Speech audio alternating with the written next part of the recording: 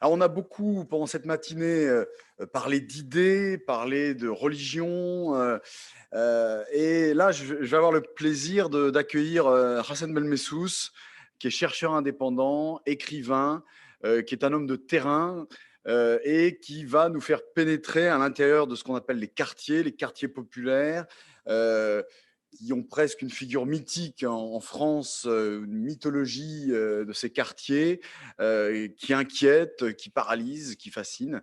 Et on a la chance là d'avoir quelqu'un qui travaille quasiment en permanence dans ces quartiers pour identifier à la fois la question de la ville, la question de la résilience, la résilience urbaine d'une certaine manière. Et donc, je suis très heureux de vous présenter Hassan Belmessous. J'allais dire bonjour public. Merci de cette présentation. Alors, si j'ai bien compris, c'est 20 minutes, 25 minutes. Ouais. En fait, j'avais prévu 40 minutes, moi, mais j'avais prévu très, très large. Alors, d'où je parle? Alors, moi, je suis pas un spécialiste. D'abord, ce que je ne suis pas, je suis pas un spécialiste des quartiers populaires. Je suis pas un spécialiste de l'islam. Euh, je travaille uniquement sur la ville. Moi, ce qui m'intéresse, c'est l'espace public.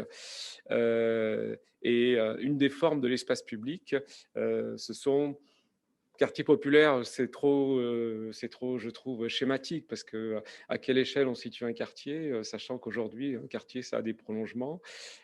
Est-ce qu'on dépasse, on transcende le quartier pour s'établir sur une échelle plutôt urbaine plus large, métropolitaine, je ne sais pas. Mais toujours est-il que je crois qu'en la matière, euh, d'abord, il faut être modeste et humble. Keppel a été plusieurs fois cité. J'aime bien rappeler, ayant été éditeur, que avoir publié Expansion et déclin de l'islamisme quelques semaines avant les attentats de septembre 2001, il y a des carrières éditoriales qui ont été assassinées pour moins que ça. Donc, il faut toujours, je crois, veiller à ce qui ne présume pas de l'intérêt. Hein. Il faut toujours citer, je trouve que c'est, de mon point de vue, son meilleur livre sur ces questions-là, L'islam des banlieues, paru en 87. 1987. Oui, je crois qu'il faut être très humble parce que finalement, on est dans un champ qui est en friche et clairement, on ne sait rien.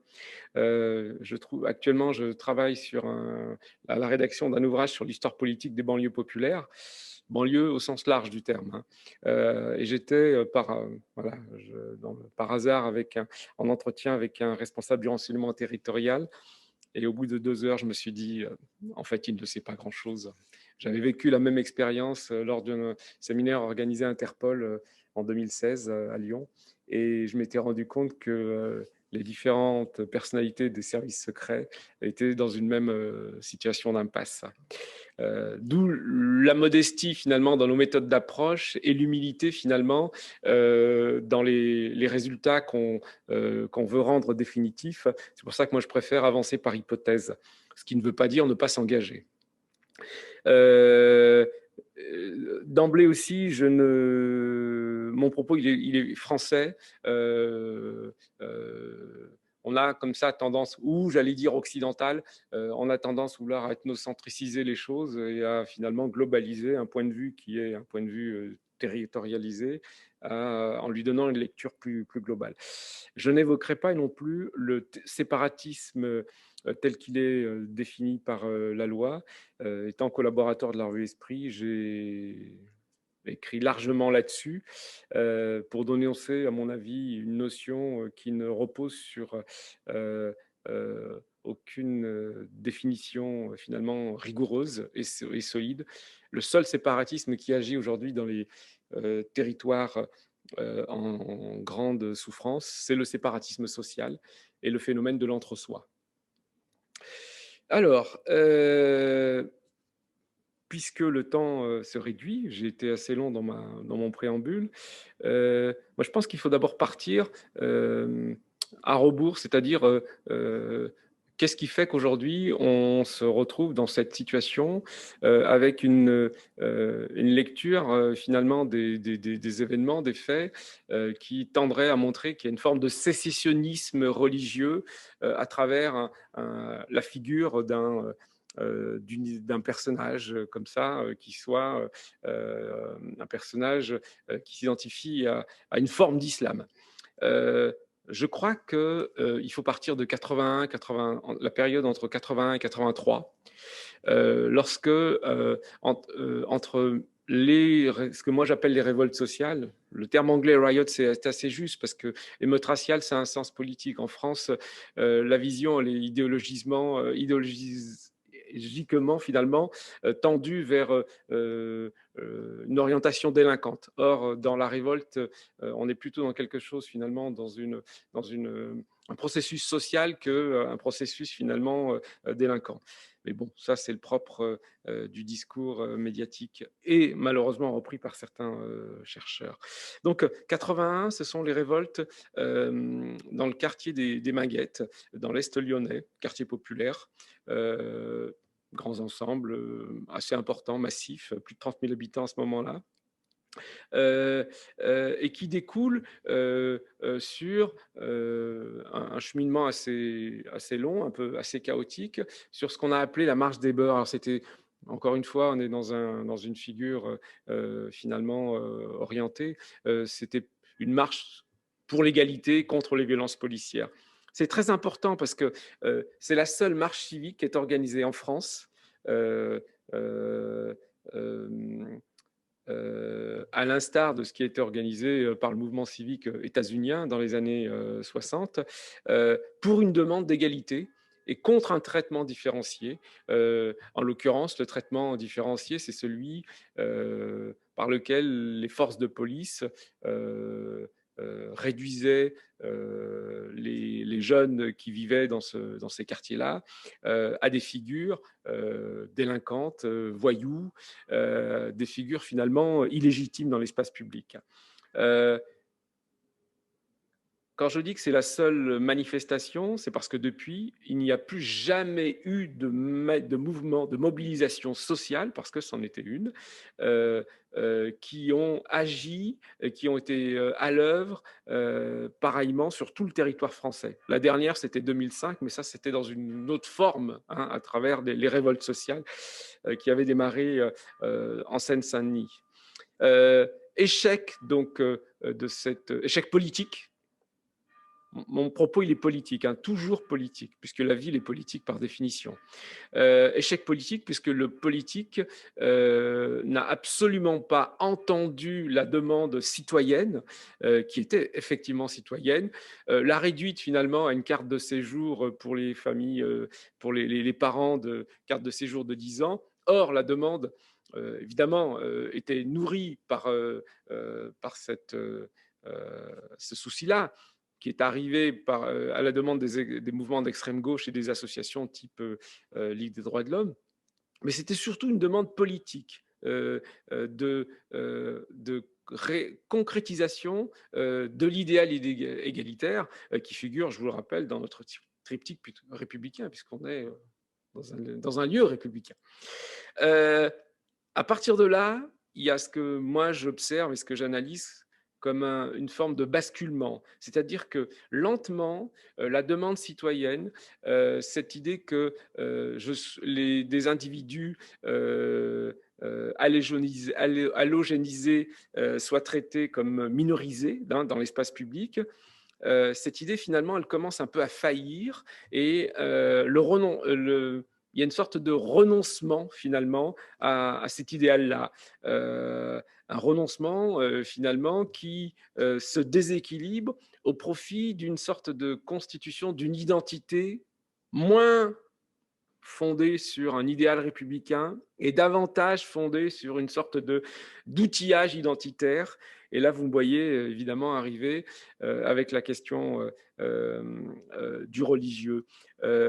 Alors après, il y a des référents comme ça chronologiques, hein, l'affaire du voile à Creil hein, en 1989, et tout un travail de sape qui a été mené et là je rejoins les interventions précédentes, par certaines mosquées financées par le régime saoudien.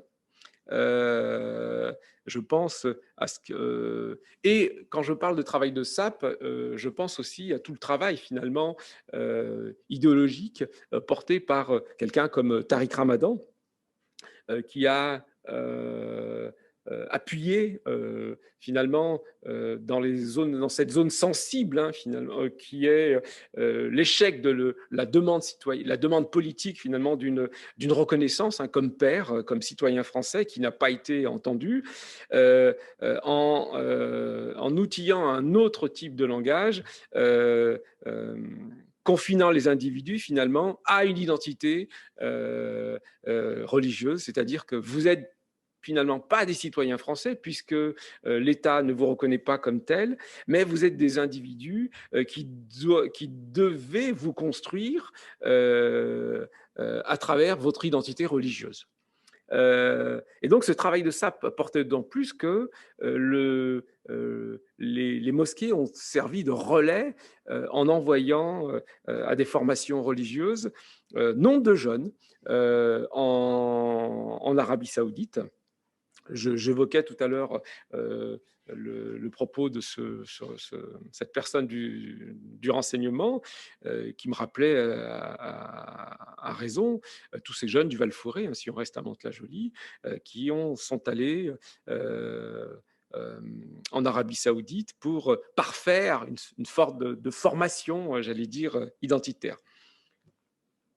Le glissement, donc, il opère de plus en plus de façon décisive lorsque simultanément à ce phénomène-là, l'État, le personnel politique a entrevu dans l'islam une forme de médiateur social dans ces territoires. Rappelez-vous, on arrive en 90 avec des révoltes à Vaux-en-Velin, toujours dans l'Est lyonnais, et c'est pas anodin ça. Lorsque ce jeune meurt après un accident avec une voiture de police. Ensuite, il y a le Val-Fouré, en mai 91, Sartrouville, etc. Donc, et tous ces faits finalement que les médias, les politiques ont circonscrit à une sorte de phénomène de violence urbaine qui en était effectivement, mais qui, lorsqu'on analysait finalement au creux ce dont finalement elle soulignait, elle témoignait, étaient davantage finalement les dernières demandes dans l'espace public, les derniers, j'allais dire, colère sociale à faire entendre une revendication citoyenne et politique. Et donc les élus ont entrevu dans l'islam une sorte de pacificateur du territoire, et un pacificateur d'autant plus utile qu'il était aussi en lutte contre les trafics de drogue. Il n'y a qu'à lire les articles de presse de l'époque. J'ai souvenir d'une association musulmane qui avait mis dehors dans le quartier des Biscottes à Lille des dealers. Donc, les élus, à ce moment-là, finalement, entrevoyaient dans l'islam une sorte de partenaire social assez utile, d'autant plus utile qu'il ne revendiquait rien de plus qu'une utilité sociale. C'est-à-dire qu'il ne revendiquait pas alors une utilité politique.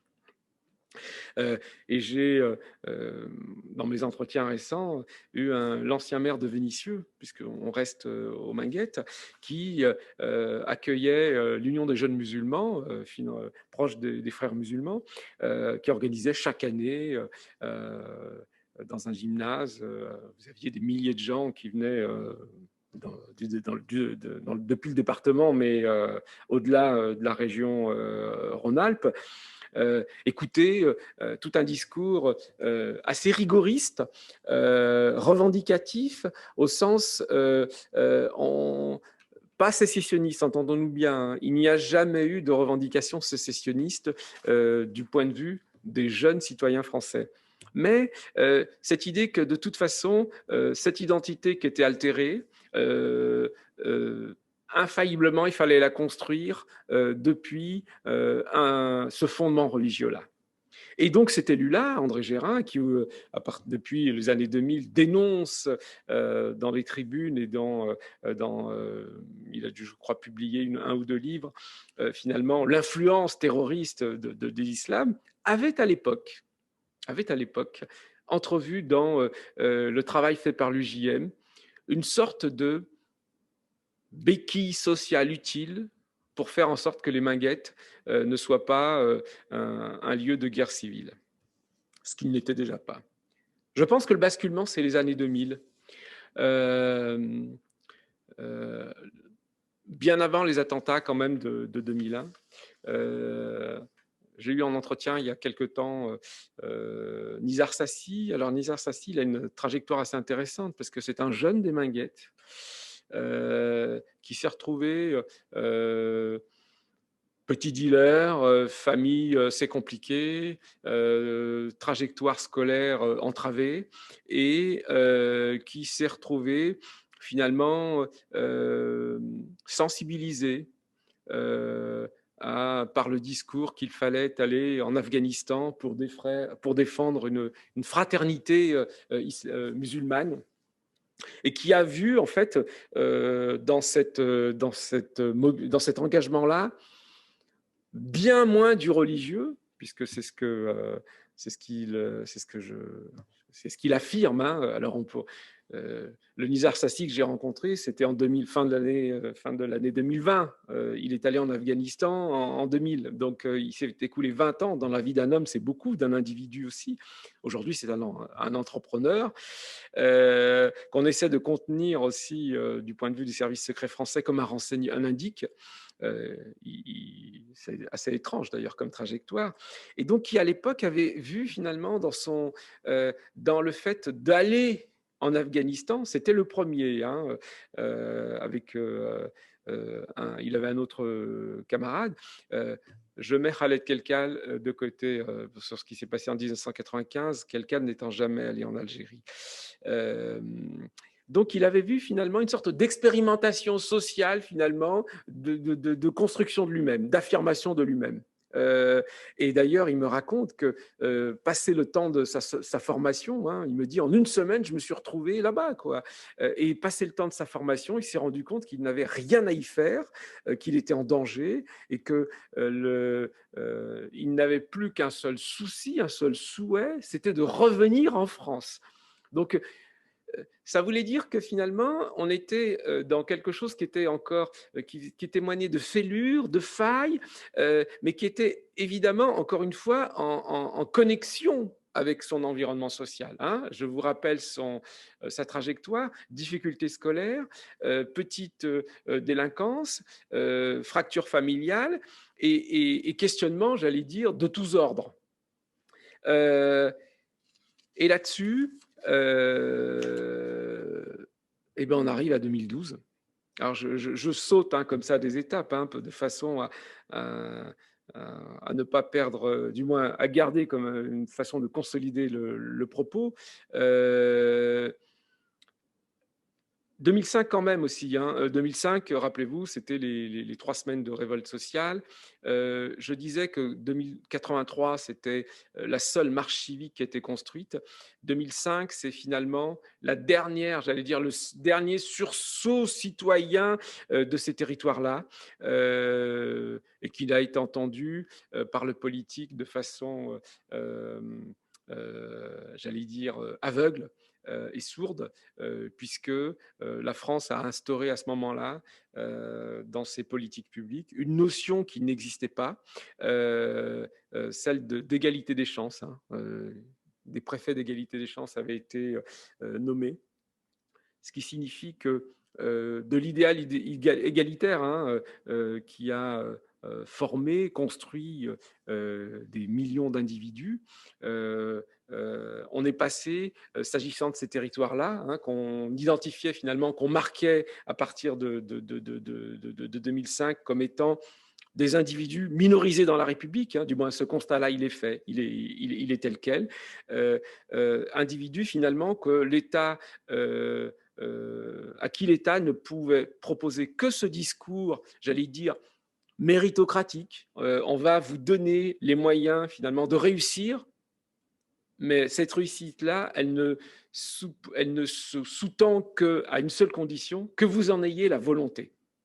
Hein. C'est-à-dire que l'égalité des chances, finalement, elle promeut cette idée que l'État n'est plus le garant finalement d'un traitement égalitaire, mais il est d'abord, il devient le garant de quelque chose qui inscrit cette idée que l'État va aider ceux qui en veulent le plus. Voilà.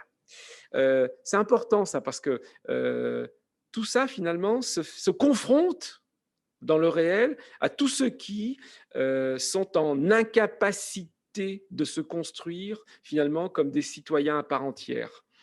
Je peux vous renvoyer à des études qu'on a faites nous. Hein, on a fait la première étude sur la discrimination à l'accès au logement privé. C'est intéressant parce qu'on voulait savoir, c'est une étude qu'on a fait en 2001 et 2003, si les individus qui étaient en capacité de louer un bien privé et qui avaient donc les moyens, on n'était plus dans la discrimination dans l'accès au logement social, finalement, étaient empêchés ou pas dans cette trajectoire résidentielle-là. Et on s'est rendu compte que, moi j'avais travaillé sur Paris, il y avait une historienne, politologue qui avait travaillé sur Lyon, dans des lieux gentrifiés. Hein. On s'est rendu compte que finalement, oui, effectivement, il y a ce plafond de verre là. Et j'ai le souvenir d'un éditeur de chez Gallimard qui me confiait de façon très douloureuse que quand on gagne 6 000 à 7 000 euros et on n'apparaît pas sur le bail alors que sa compagne en gagne moins de 2 000, il y a de quoi finalement subir une humiliation terrible. 2012, depuis 2012 et les attentats terroristes, je crois qu'on a basculé dans quelque chose finalement qui n'est pas nouveau. Hein. L'histoire nous enseigne de façon très utile. Moi, je fais que de l'histoire immédiate là. Hein. Que les processus sont extrêmement lents. D'abord, je crois que contrairement à toute la littérature sur la radicalisation, toute la littérature sur une forme de djihadisme qui dominerait, je crois qu'il faut, c'est pour ça que je parlais d'humilité, de modestie, on est nombreux à travailler, les enrôlements sont individuels. D'ailleurs, quand on regarde les profils types, les derniers des auteurs d'attentats, aucun n'est né en France, aucun n'a vécu dans un quartier d'habitat social. Je parle des grands ensembles de la politique de la ville. D'accord.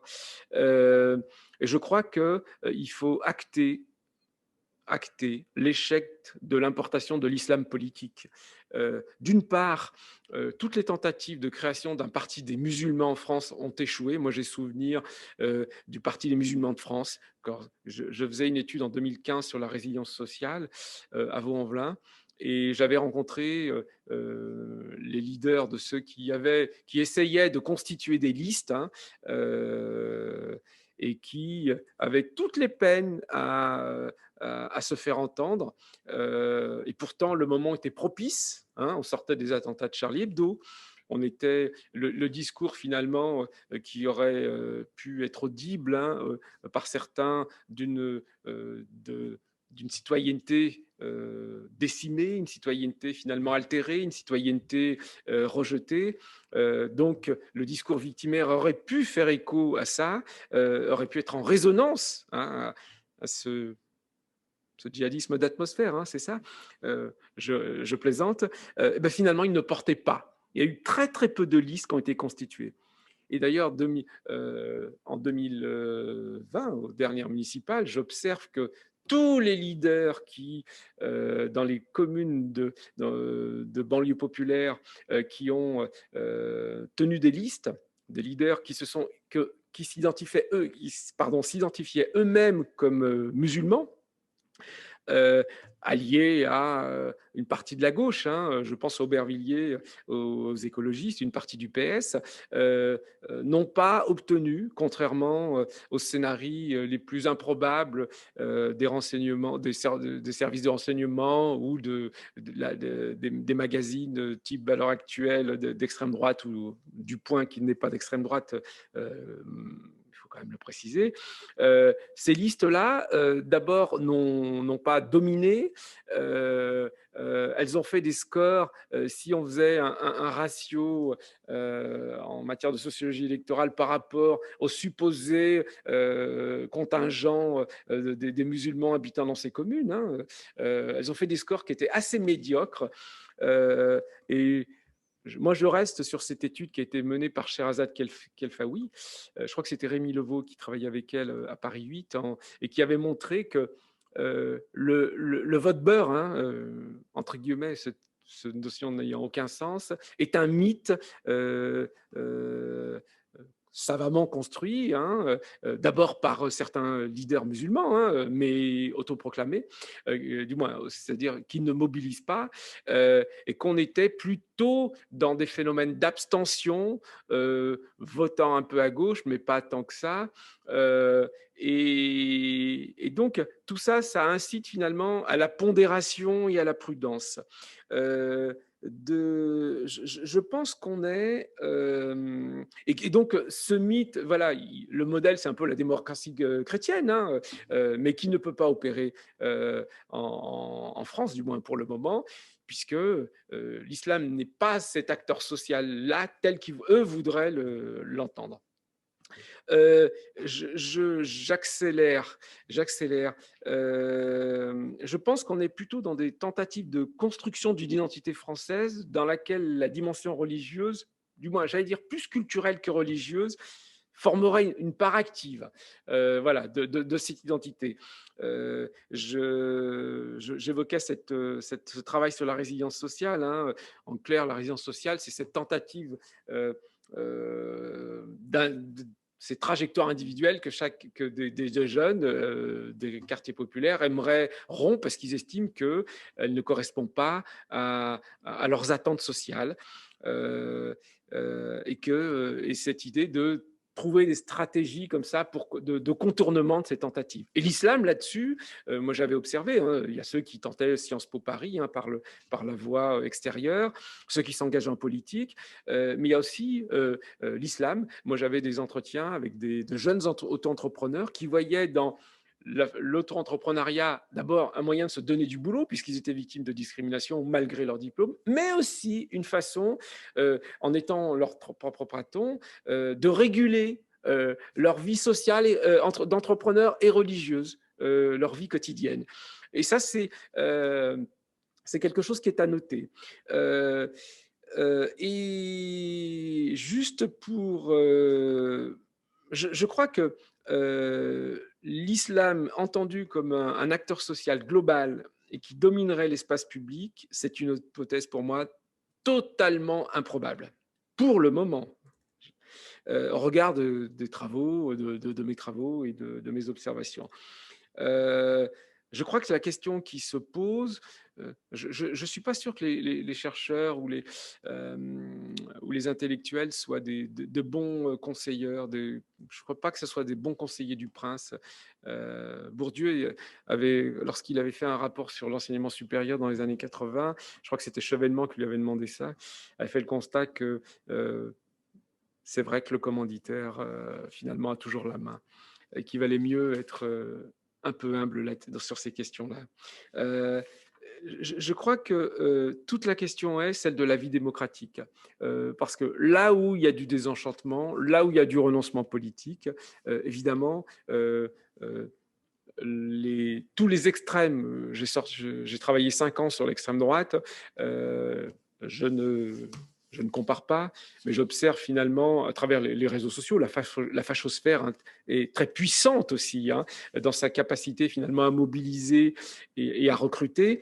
Mais ce que j'observe, c'est que cet islam-là ne domine pas pour le moment. Je pense que comme je disais qu'il fallait faire preuve de modestie et de rigueur, je pense qu'on manque d'enquête rigoureuse. Moi, j'ai connu Farhad Khosrow-Kavar au Cadiz, qui était un philosophe spécialiste de l'Iran, et il a eu raison de travailler sur l'islam en France. Le problème, c'est que les outils méthodologiques et le travail sur le terrain euh, euh, diffèrent. Et je trouve que, et c'est en cela, je ne sais pas qui parlait des commanditaires, je trouve que ce qui rend difficile la tâche des chercheurs de la recherche en France, c'est qu'il n'y a pas d'argent, il y a peu de moyens, et on est dominé finalement par une vision utilitariste de la recherche, d'autant plus que le politique commande ces orientations-là.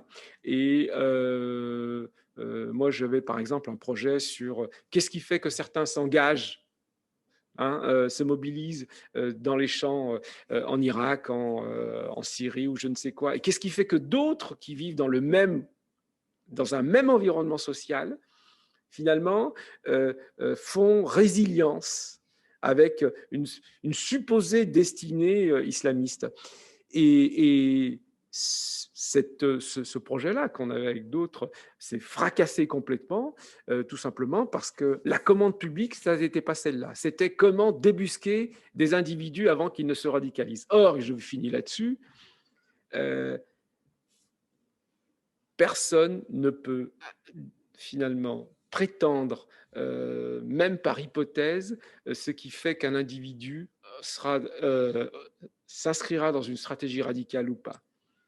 Donc, je crois que la bonne nouvelle, c'est que les territoires dont on dit qu'ils sont perdus dans la République ne le sont pas, mais où, effectivement,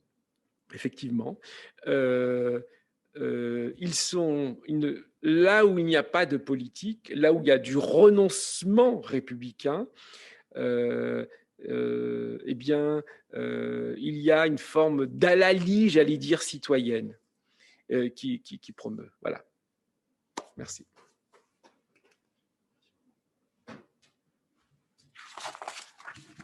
Merci, un énorme merci pour ton exposé extrêmement clair. À la fois, on sent l'homme de terrain, on sent que tu as travaillé d'arrache-pied, que tu as arpenté les rues, discuté avec les gens, donc ça c'est vraiment très très riche. C'est l'école de Chicago. Hein. Mais oui, non, c'est ça, qui n'est pas du tout française. D'ailleurs, nous-mêmes, on l'a manifesté pendant toute la matinée. On est resté très. Il y a quand même des chercheurs qui travaillent bien sûr. ça. Non plus, il ne faut pas non plus Et puis, être sévère. Le domaine des idées reste important, mais c'est vrai que l'enquête de terrain. Alors, bon, je veux pas souligner les défauts méthodologiques, mais c'est vrai que dans le dernier livre de Rougier, c'est un peu gênant. Les territoires conquis de la République. Parce qu'avec des enquêtes de terrain qui sont faites de manière quasiment clandestine ou sous identité masquée, enfin, c'est quand même un peu curieux. Après, moi, je connais certains chercheurs qui ont travaillé dessus, qui sont d'excellents chercheurs. Je crois que c'est toute la difficulté, ayant été éditeur, des livres de contribution. C'est-à-dire qu'il y a des passages qui tiennent davantage des notes des renseignements généraux. Pour en avoir lu beaucoup, c'était ça, parce qu'il manque des sources. Et en plus, moi, je pense qu'on se doit à son lecteur d'identifier un cadre méthodologique. Et cette façon finalement d'infiltrer, parce qu'on pense qu'en infiltrant un lieu, une mosquée par exemple, un lieu de culte, par des individus qui parlent l'arabe et qui ont des connaissances solides de l'islam, on pense que c'est l'outillage nécessaire finalement pour pouvoir pister un discours, pour pouvoir pister finalement les ressorts d'une idéologie. Or, ça ne fonctionne pas comme ça. Il ne suffit pas d'être observateur pour mettre en résonance des observations avec un contexte local et qui sous-tende une analyse rigoureuse. Mais je tiens à dire que après Rongier, il y a aussi il y a tout un courant, je veux dire, on le voit avec tout le débat biaisé sur l'islamo-gauchisme. d'une forme d'une partie de la recherche française qui a des comptes à régler. Oui, Mais moi, ce que je ne souhaiterais pas, c'est qu'on entache finalement le travail de terrain, le travail de rigueur de certains chercheurs. Et j'avais d'ailleurs fait le même constat avec le bouquin le travail dirigé par Keppel, mmh, financé par l'Institut Montaigne. Quand on ne sait pas qui est l'Institut ouais, Montaigne, eh bien finalement, ça n'entache pas encore une fois le travail, mais si on reste à la question du commanditaire, c'est celui qui paye ouais, qui oriente. Voilà. bien sûr. Surtout en France. J'observe moins ça dans une partie de la recherche anglo-saxonne. Je pense que alors il doit y avoir des questions, mais je pense que, Juliette, toi, tu dois sans doute avoir envie de réagir par rapport à ce qui a été dit, parce que ça a fait écho aussi à des choses que tu fais. Oui, merci. Je vais pas trop monopoliser la parole, mais oui, oui, merci beaucoup pour cette intervention. Je suis tout à fait d'accord avec ce que vous avez dit sur le fait que les chercheurs sont des mauvais conseillers du prince, et ce, d'autant plus quand leur recherche répond à la commande publique. Et simplement pour le public, je pense que c'est important que tout le monde ait une connaissance des conditions de travail des chercheurs. Il y a de moins en moins de postes permanents à l'université, ce qui fait que les chercheurs sont toujours en quête d'argent pour exercer leur métier. Cet argent, il peut venir de fondations privées, d'organisations non gouvernementales ou de l'État. Et de plus en plus, en fait, pour faire notre travail, on répond à des commandes. Et donc, on doit utiliser des concepts qui ne sont pas forcément les nôtres ou qui sont des concepts de politique publique qui ne fonctionnent pas forcément sur le terrain et dans l'analyse. Et je donnais l'exemple du concept de radicalisation, mais vous en avez très bien parlé, en fait. Enfin, voilà, la radicalisation, c'est un concept lancé par les services secrets néerlandais au début des années 2000. Et donc, c'est un concept policier, en fait, qui vise à identifier des facteurs de risque pour prévenir des attaques. Donc, ça se fonde sur des facteurs de risque et des indicateurs, et ça se fonde sur de la probabilité. Et ça se transpose très mal, en fait, en analyse sociologique ou de sciences politiques. Et la deuxième chose que je voulais dire, peut-être en réaction à votre intervention, c'est aussi cette nécessité du terrain et de toujours resituer le religieux dans le social, et en particulier de toujours prendre en compte la classe sociale. Il y a des travaux très intéressants, notamment de Julien Bauger, Beuge, qui s'intéresse sur le choix de porter le voile chez les jeunes femmes musulmanes, et qui montre que c'est souvent lié à des trajectoires, en fait, de mobilité sociale, de jeunes femmes qui ont des trajectoires ascendantes, des carrières voilà, scolaires notamment, de réussite, et qui portent le voile pour à la fois s'émanciper de leur milieu familial, mais aussi montrer qu'elles restent connectées à l'univers familial, mais qui ont aussi une vision de la religion très différente de celle de leurs parents, qui passe par le texte, qui passe par une érudition, en fait, religieuse. Et tout ça, en fait, c'est à mettre en lien aussi avec des trajectoires de classe sociale, et la lutte pour la définition de la bonne religion, elle peut aussi, dans certains cas, refléter des luttes de classe, en fait. Donc, recentrer aussi sur cette question de l'ancrage socio-économique des phénomènes qu'on étudie est très important. Mais je m'arrête là. Oui, mais d'ailleurs, il y a eu un travail ancien fait par Farhad Khosrow-Khavar avec Françoise Gaspard. Non, c'était avec. Non, il l'a pas fait avec. C'était Femmes et le voile, Femmes sous le voile ou quelque chose comme ça. C'était paru aux éditions du Félin, qui montrait que l'utilité du voile pour certaines femmes, c'était d'abord une utilité, c'était un élément finalement de mobilité sociale, donc d'insertion sociale, et que, ce voile-là finalement était une sorte de passerelle. Je veux dire, évidemment, ça pouvait choquer les féministes, et ça doit choquer. Du moins, si on est citoyen, on peut aussi considérer que ce voile-là, il écrase et il est patriarcal. Mais sauf que lorsqu'on s'intéresse finalement d'abord aux individus, avant de s'intéresser au sens qu'on met à cet objet-là, eh bien, les trajectoires des individus, de ces femmes-là, révèlent davantage une stratégie finalement, d'évolution sociale, bien plus qu'une permanence religieuse. Et ce qui est assez frappant, c'est que dans les parcours, ces parcours-là qui doivent en théorie absolument aboutir à la conjugalité, eh bien, quand il y a un échec de conjugalité, ça remet en cause le parcours.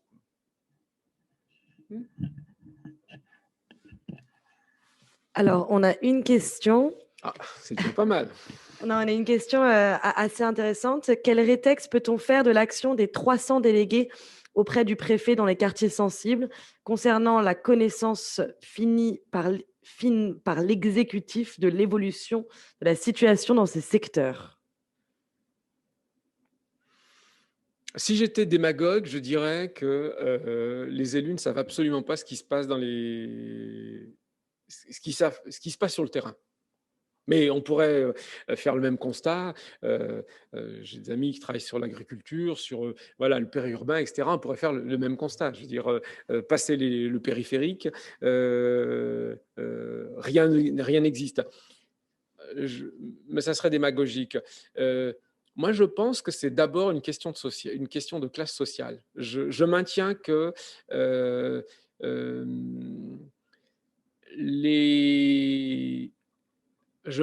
l'État, en fait, c'est le propos de mon livre un peu. Des hauts fonctionnaires que j'ai eus en entretien me disent que lorsque la gauche arrive en 81, elle a déjà perdu la classe ouvrière.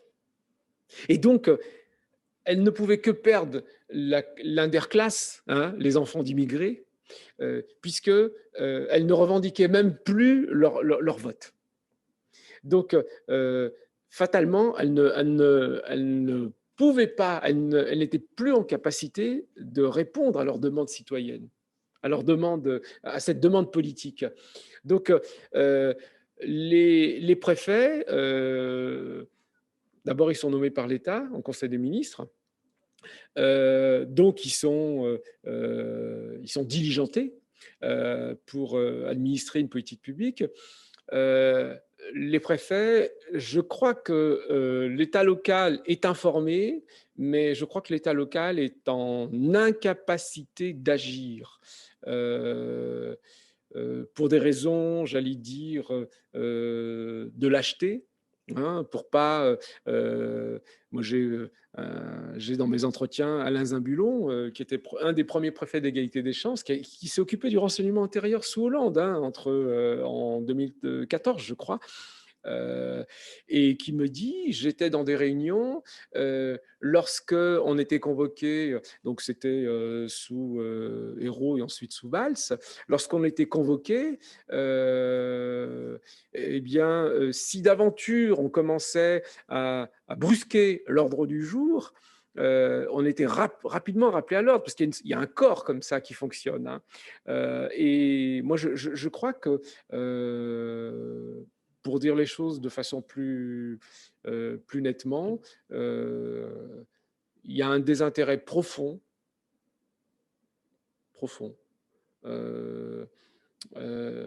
politique de ce qui se joue dans les territoires. C'est-à-dire qu'on estime qu'il y a un filet social qui peut faire tenir les choses, il y a un ordre qu'on va maintenir. Moi, j'ai travaillé sur la contre-guérilla urbaine dans un travail précédent, il y a à l'époque, et ça a donné une publication à la découverte. Et donc, les choses, elles agissent comme ça. Après, je ne sais pas quoi rajouter. Je ne rajouterai rien, d'ailleurs.